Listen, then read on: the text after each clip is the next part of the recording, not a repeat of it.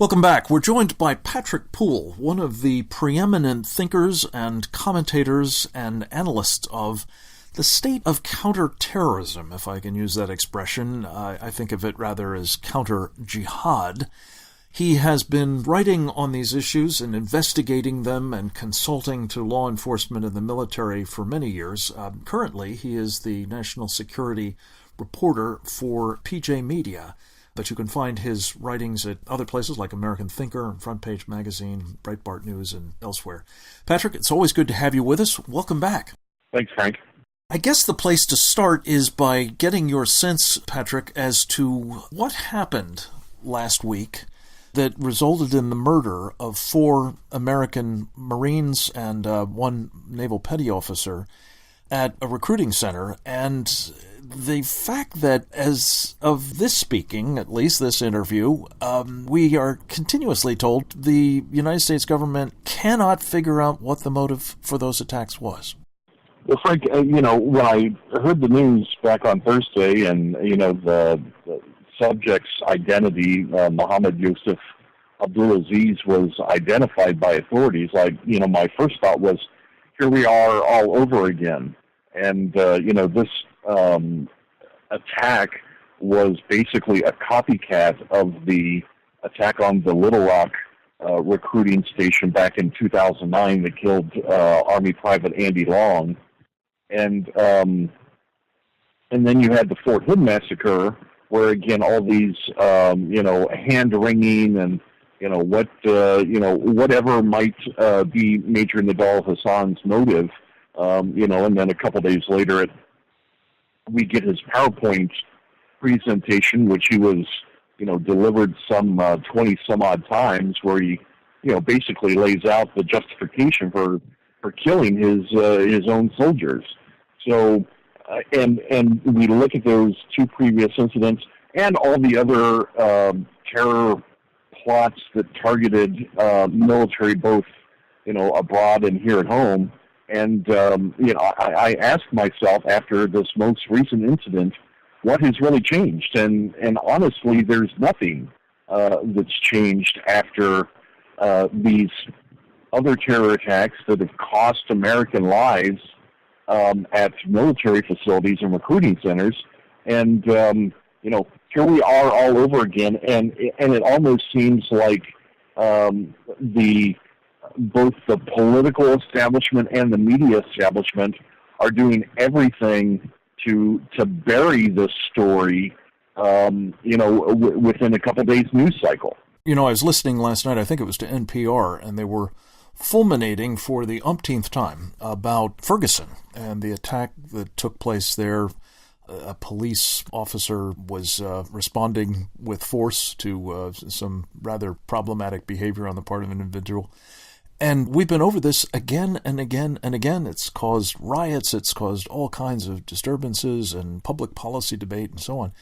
And yet we seem to be unable or unwilling to have a serious conversation about what's going on here, where we have not just an incident or a particularly difficult interaction between the police and a citizen, but we have jihad being waged against us. We have war now taking place here in America. What do you make of the differences in treatment of these 2 very serious issues? Well, the contrast is day and night. We see how the media is treating this Chattanooga attacker, Mohammed Abdulaziz, and then just a couple of weeks ago, how they handled the Dylan Roof Charleston shooting, where 9 people died, and they had coming up with all kinds of boogeymen, Confederate flag and Southern culture, and despite the fact what we saw after the Charleston shooting was, I think, a testament to how far America has come, in the past 50 years on the matter of civil rights. And there was a unity and, kind of mutual condemnation of the attack and the ideas that motivated it. And then you have this situation in Chattanooga, where the media seems insistent on trying to hype a narrative that this had nothing to do with ideology, and it had everything to do with the fact that he was taking drugs and he was depressed, and nothing about him traveling to Jordan and Yemen.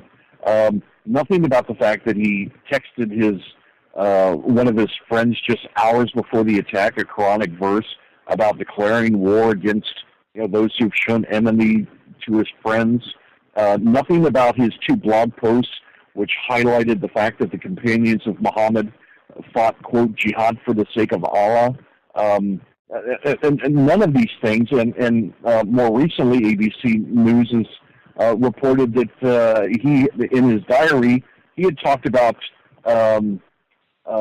becoming a martyr going back to 2013. And yet all of this evidence, which in one light, just screams with motive, particularly his trips abroad, and yet the media completely wants to discount that and spin up this fictional, he was just a troubled youth story, in contrast to what we saw with the Charleston shooter. Yeah, no, exactly. Patrick Poole, again, is our guest. He is a superb national security analyst and reporter now with PJ Media. And Patrick, you've been following these things very closely for a long time. In fact, I think some of your work, particularly on debunking the notion that these shooters are, or other assailants are somehow lone wolves, disconnected from this ideology and unmoved by its commands. And I'm speaking, of course, of Shariah as the ideology, and the command being to wage jihad, whether as an individual or otherwise. This, speaking of motive, what is it, in your judgment, that is causing both the press and, more importantly, perhaps, the government of the United States to mischaracterize or simply ignore what's going on here?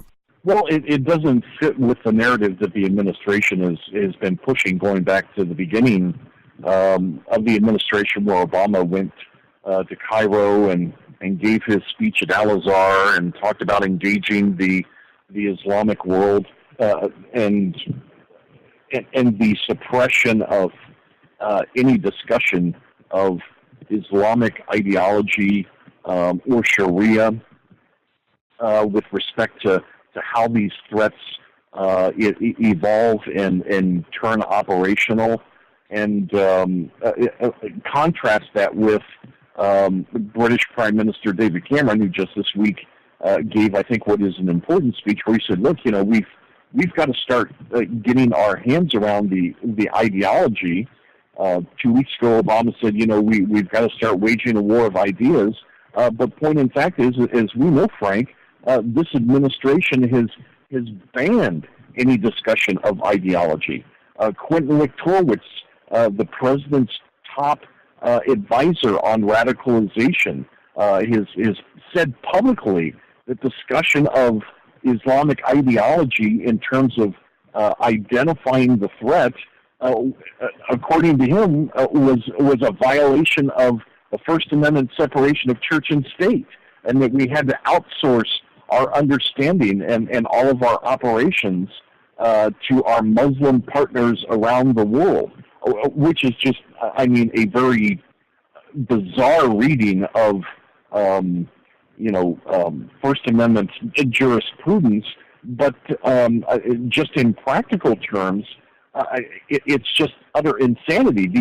These countries that he wants to outsource are basically our counterterrorism and counter-radicalization function to are the countries who've been absolutely unable to deal with the problem themselves. Yeah, in some cases they are the engines behind it, in point of fact. We're going to talk more about that with Patrick Poole and how that has really informed and shaped this so-called Countering Violent Extremism program promoted by President Obama, and I think, at least unless I've missed something, Patrick, David Cameron's government too, in its fashion.